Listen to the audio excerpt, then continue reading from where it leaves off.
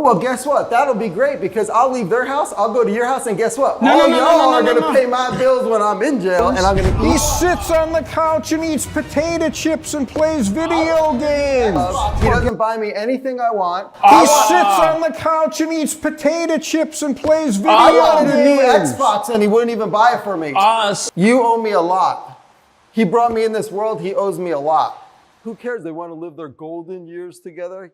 They're going to live their golden years with me involved in it because I'm part of them. This courtroom meltdown was one for the books, and Judge Porter didn't hold back. This wasn't just a legal eviction, it was a generational showdown, and when the smoke cleared, there was only one person left standing. Welcome to the realest courtroom showdown you'll ever witness. A 45-year-old man-child tried suing his own father for emotional distress after living off his parents for decades. If you're tired of this entitlement epidemic, hit that subscribe button for more raw, unfiltered takedowns just like this. This case started like something straight out of a satire skit, except it was 100% real. Barry Cond, a weary father in his senior years, brought his own son Daniel to court, not for money, not over inheritance, but to finally get him out of the house after 25 years of freeloading. Yes, you heard that right. Barry's son Daniel, 45 years old, has barely worked a day in his life. According to Barry, And to the best of my knowledge, in the last 25 years, he's never held a job for more than a few hours. the judge was visibly stunned. He confirmed. You mean over the past 25 years, his work history equates to a few hours? That was the setup, but what followed? Chaos. When it was Daniel's turn to speak, he didn't just fumble, he face-planted. Here's how he justified suing his dad for $50,000. If you adopted a dog, you're stuck with that dog for the rest of its life, right? Okay. He decided to give birth to me, so pretty much him and my mom are stuck with me for the rest of their life. Wait, what? That wasn't even the worst of it. His entitlement escalated. That means, like taking an animal into your home, it's now their home too. So if they gave birth to me, right? I'm there, I'm in the home, that's my home too. I'm gonna have the place anyway. So why kick me out now? Daniel compared himself to a house pet, admitted he plans to inherit the property anyway, and essentially said, why bother evicting me? He even argued that if the parents no longer wanted him, well, that means they're inhumane, which... And when the judge asked why he was demanding $50,000, because I don't have any money to my name. He's loaded, right? Him and my mom are loaded. Okay. And if they want me out of the house, they're going to have to help me out a little. this wasn't a plea, it was an ultimatum, and Judge Porter was just warming up. You could hear the crowd shift. The vibe turned from amusement to frustration, and the judge mirrored that anger. Porter grilled Daniel on his past. You're 45 years old. Yes, sir. You said you haven't worked since 2008? Daniel claimed he was once a VIP pilot for a jet company, and that after the 2008 crash, he lost everything, including his 401k, and went to Central Park to feed the pigeons. That's when things got weirder. He claimed to have caught a bird flu in the park and said, They posted this all over New York City. Beware the bird boy. he argued this mysterious illness ruined his job prospects. Nobody wants me to hire me, so I can't get a job either. But the judge wasn't buying it, and when Daniel insisted, I'm definitely entitled to it. How do you figure that? Because they brought you into the world and it's their responsibility to take care of you. Judge Porter snapped back with one of the most brutal takedowns you'll ever hear in court. They did their job as parents. They brought you in this world. They gave you the foundation. Now, once you get that foundation, if you don't want to build off that foundation, my friend, that is on you.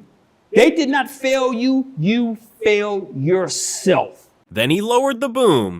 And where do you have the audacity to sit there and drag your parents into court and say, give me money? And when Daniel pouted that his dad didn't buy him a new Xbox, Your love is gauged with materialistic stuff. Yes, it is. That's how the world works.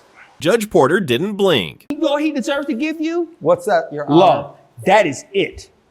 And the last time I checked, love was free. It didn't come with a price tag. This wasn't just a legal decision, it was a moral reckoning. Just when you thought this courtroom circus couldn't get any more absurd, Daniel doubled down. When the judge reminded him that love doesn't come with a price tag, Daniel shamelessly fired back. Well, it ain't coming this way because he shows me no love. He doesn't buy me anything I want. I wanted a new Xbox and he wouldn't even buy it for me. At this point, Judge Porter brought it home. Babies cannot take care of themselves. Toddlers cannot take care of themselves.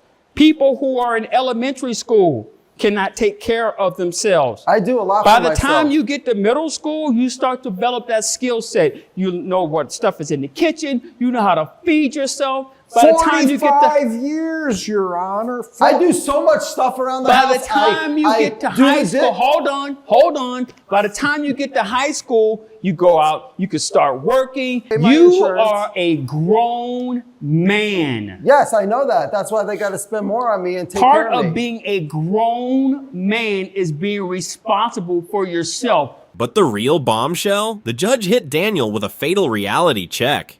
But that man right there, Barry Condor, he is not responsible for you.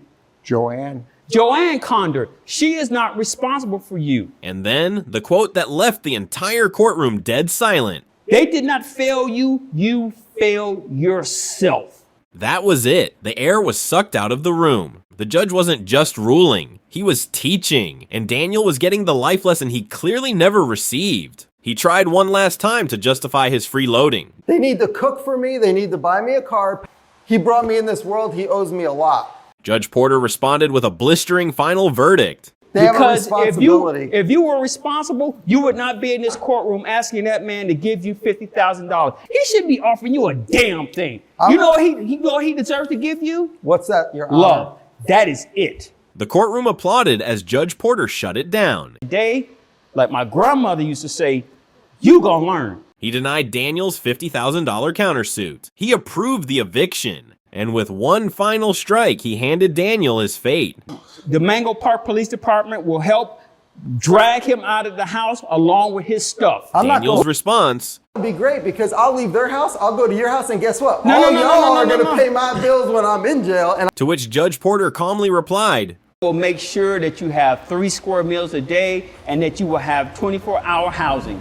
Guaranteed. oof, game, set, match. This wasn't just a case about eviction. This was a case about entitlement, accountability, and generational failure. A 45-year-old man tried to sue his father after living rent-free for 16 years, demanding Xboxes, meals, and a free ride for life. And what did the judge do? He brought sanity back into the room. As Barry Kahn said after the trial, I think our own fault for spoiling him, and we'd like to enjoy our so-called golden years, just the two of us, without Daniel.